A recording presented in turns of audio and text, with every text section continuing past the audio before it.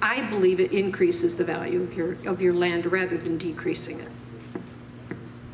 Back there? An observation and a question. First, the observation. If people are going to be prohibited from giving conservation easements, that's a interference with their private property rights. Ironic, isn't it? Ironic, yeah.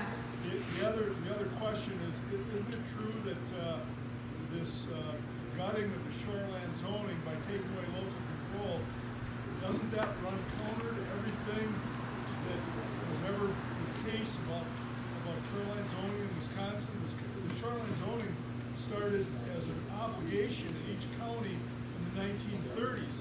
That never prevented, to my knowledge, the local government from setting a higher standard.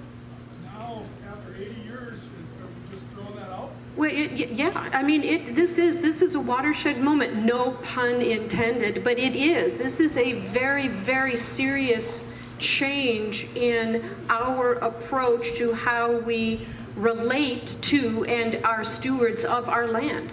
We are limited in how we can be stewards of our land, and the power is going to the state. Yes? Let's talk about the elephant in the room. This is a partisan issue.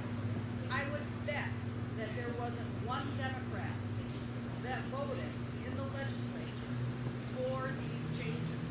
And those of us that have been fiscal conservatives, who have been Republicans, should be outraged by what this Republican body is doing to us. Have they said our fiscal conservative measures are going to decimate your rights and the public trust doctrine and your right to clean water, we would never have voted for them. They lied, they cheated, they pandered to the developers. And our new DNR, and I personally know some of these people through being in local government and trying to protect at the local government level, it is impossible. And those good people are gone because this Republican-led legislature cares nothing about what we want and what we need. They are simply pandering to the developers and the big money donors. And we Republicans, who I no longer count myself as one, are embarrassed by the fact that this party has done this to us. And we need to wake up. We need to recognize what's happening. It's not the legislature that's doing this. It is the Republican-led legislature, because they have the majority. And even if you've never voted Democrat in your life, it's time to do it, because these people are hurting us at every level.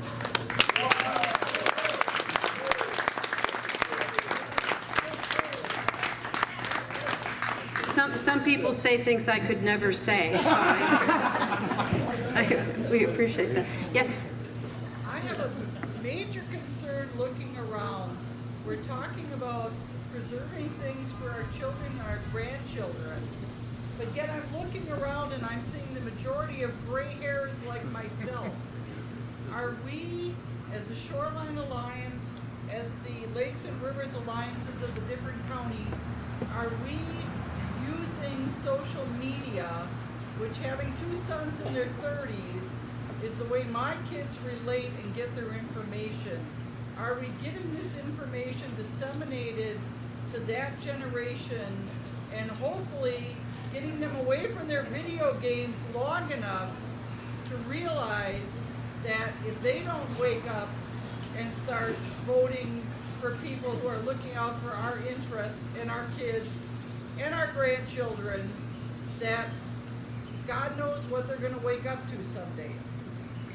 Well, I guess that I could answer that in a couple of different ways. And somebody back there wants to say something, but I would say that one of the things that is always challenging from when my kids grew up in the woods, but for the most part, you know, we are so fortunate in that we live where we do, and we have a relationship based upon quite a few years for me of living in the woods and loving it. Young people are less devoted and have less of a lifetime of understanding what it means to have this privilege. So we need to be able to explain it in terms that will affect them. And I don't know what that is. I would need a young person who really loves the area to be able to say, well, say it this way. Because to say that, you know, shoreland zoning is taking, they wouldn't, you know, doesn't mean anything. But if we said it in another way. But here's my next question. How's your broadband? How's your broadband, folks? Everybody got good broadband up here? Yeah. So, you know, we've got to do what we do as hard as we can and in as many ways as we can.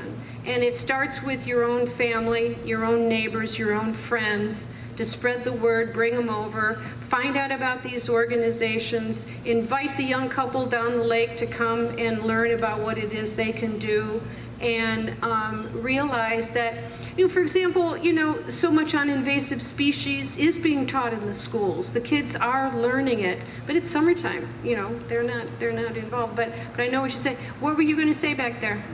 You got the answer? I totally disagree with you know, and what you said when we came here today is that the government, the power comes to the government, power comes to the teams. Yes. And what I think fails the piety of the group here is to think that somehow that by these counties taking their restrictions taken away to go to the state, what happens is the people that own the property actually have more rights. You know, if you want to build a boathouse, I mean, I don't know how many people here want a bike path in front of their property or move 35 feet away from the shoreline. And the guy that's from the DNR, he works for government their whole life. The guy, people come up here, they spend their money, the doctors and people you talk about, they come up here, they spend their money, they don't want their rights taken away. And that's what the counties have been doing. These people come up here, they've got a 100-foot lot, and all of a sudden now they want the next guy to have a 250-foot lot. They've got, the people used to go 75 feet from the lake, now they got to go 125 feet from the lake, or 250. That's more and more restricted. The more and more government isn't better for people. I don't know why anybody here would think that. Well, I think that, first of all, I do not know of any case where the law was, when you buy the lot, you know what the restrictions are. You know what's there. I don't know of anybody who said, well, when you bought your lot, you were allowed to, it was 100 foot, now it's 125. A perfect example is if you buy a lot where you have 100 feet, and then a guy wants to go subdivide, let's say 800 feet across the lake, the county then says, well, you know what, we changed our rule, you can't have 100-foot lots, now you have to have 200-foot lots. Right, but it doesn't affect the current property owner. His rights aren't taken away. The guy that has 800 feet, they used to be able to, he's owned it for 40 years, and he used to be able to divide it into 100-foot lots, now he can only divide it into 200-foot lots, his rights aren't taken away. No, Where do you because get he could that? have been there for the zoning hearing, he could have objected at that point. Well, you know, Just gets twice as much for the lot he sells. That's right. well, and you know, they make more money. you know, we're always going to have the question of personal rights versus public good. And again, it's one of those tensions. Do I get to do whatever I want, whenever I want? Some people say, hell yeah. Other people say, within reason. I'm kind of one of those that says, well, let's figure this out. Because I do have a responsibility to my neighbors. I don't get to do everything I want. I mean, we have speed limits. We've got all kinds of laws. And it's for the public good. And we don't say, I'm going to drive as fast as I want. I mean, we don't do that. We're a society that comes together and we do things that make sense. Now, nobody wants to say you're not allowed to drive, or you have to drive 40 and you have to drive 20, but you can drive 500 miles. No, we try to come up with things that are consistent. And as a lawmaker, I know it's different, very, very difficult to balance personal interests with the public good. But it can be done, and it is not one or the other. I appreciate your speed limit as the idea. You know, that's a public roadway. So let's just say we're talking about private land that somebody owns property, and then eventually what happens is the DNR and all these big groups, and God bless them if they're only 2,600 people. You know,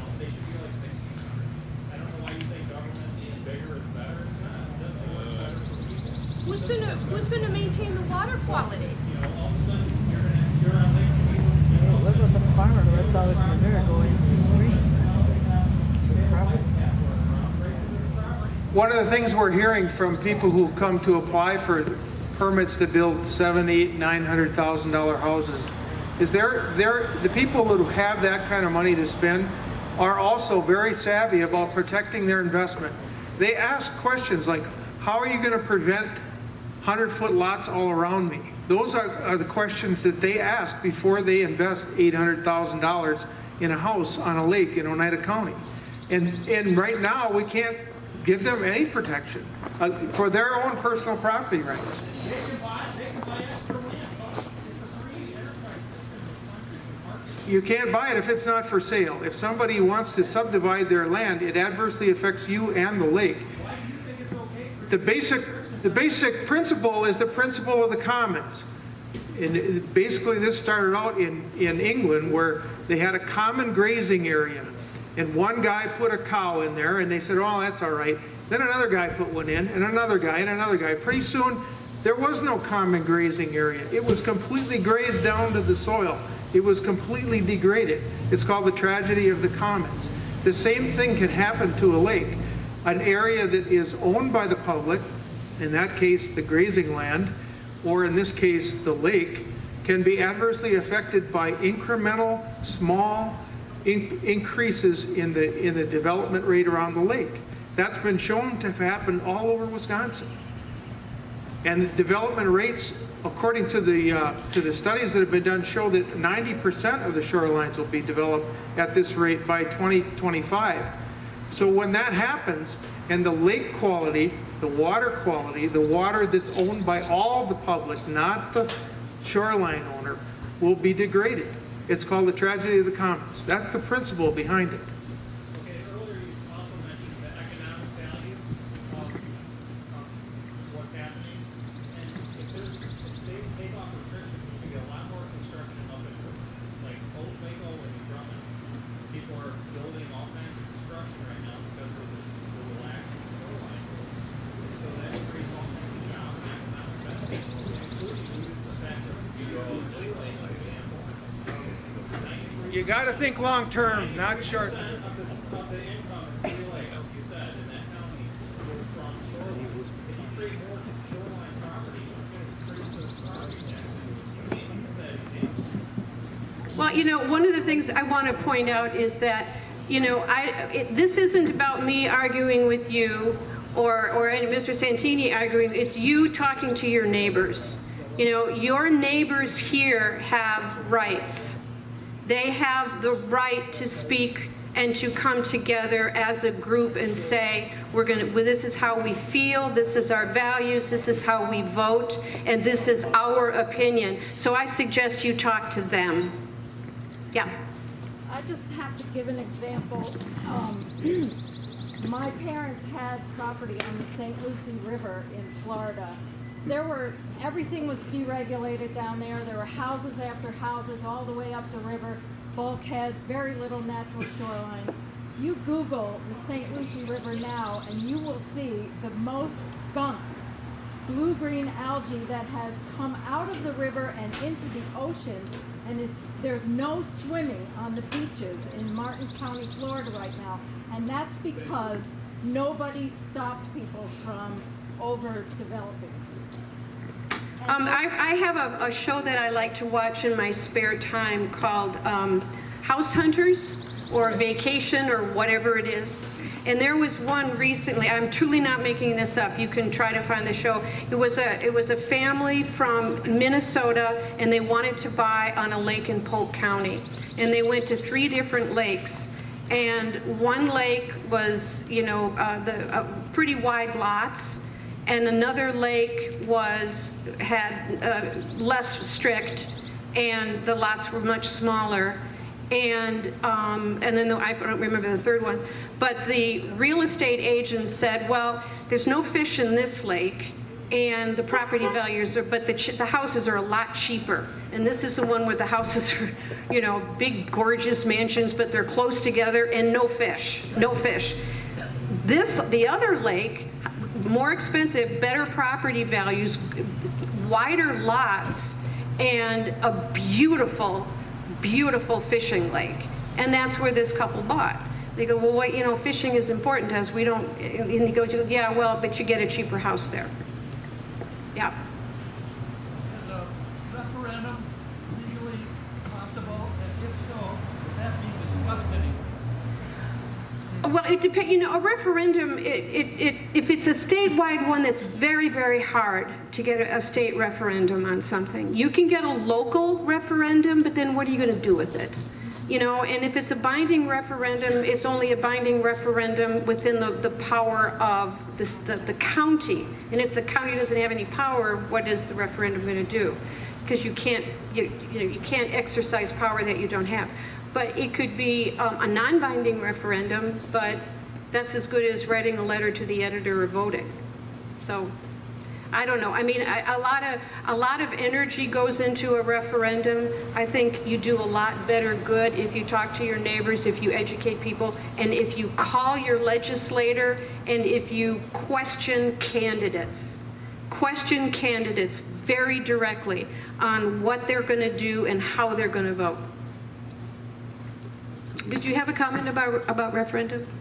Oh, yes. I was just going to say, I think one of the points that's been missed here is the local control issue. You know, in the past, our local counties have been able to determine their own shoreland zoning ordinances. They could be more strict than the state, but they didn't have to be. So if you had a local county that decided it wanted 100-foot lots or 80-foot, you know, it would have to be within that state. So if you had people that wanted to encourage high levels of development and felt that was appropriate, they could vote that way.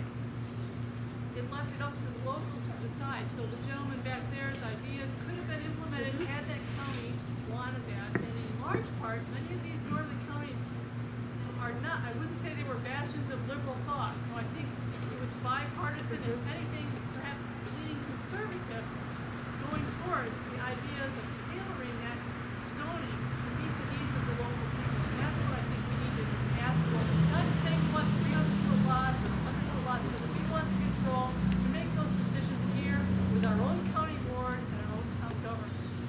Well, and in fact, there was an overreach in the so-called compromise that came out, that Jarkow's bill came out, because it codified the setbacks. I mean, so there is no variation except when you had the opportunity to average. But that never used to be the case. It was very, you could be, you know, stronger or less. You had more ability to do exactly what you wanted. Now the state has decided what you're going to do and you can't change it. Okay, wrap it up, wrap it up. Take another question. Okay, any more questions? Yes, sir. Is that list that you cited early available? Sure. I can give you a link to it, or I can email it to you, either way, and I'll do that. It is, okay, I'll look for it. Any more questions? Yes? Just a quick comment. All the suggestions that you have had and Bob has had, I think are very valid and important to follow through, but I think we always need to remember that what each of us as individuals do on our lake or encourage our neighbors to do has an impact on that lake. Whether it's fertilizing, whether it's developments, whether it's eroding the shoreline, whether it's buffer strips. There are so many things that we as individuals can do and should be doing to educate ourselves and to know what to do and to pass that on to other people, in addition to the politics, which are also vitally important. Exactly. What she says is that, you know, I guess what she's saying is don't sleep. just work. Let people know, let people really realize just how important it is that they understand the implications of what can happen to our lakes, either by doing something or by doing nothing, and tell your neighbors. Okay? All right, thank you very much. Thank you, Janet. Thank you, Bob.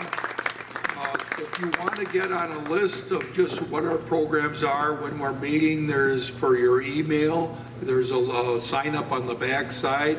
Also, if you want to join the Iron County Lakes and Rivers Alliance, we'd love to have you as members. But what do you think about this format? Is this something that you approve of, you want to see more of? We just thought by having it during the seasons when the seasonal people are here, plus having it outside when the weather's great, makes a lot more sense than jamming you into a room and saying, aren't we having fun? Anyway, if you would like this, let us know. Other than that, thank you so much for attending tonight.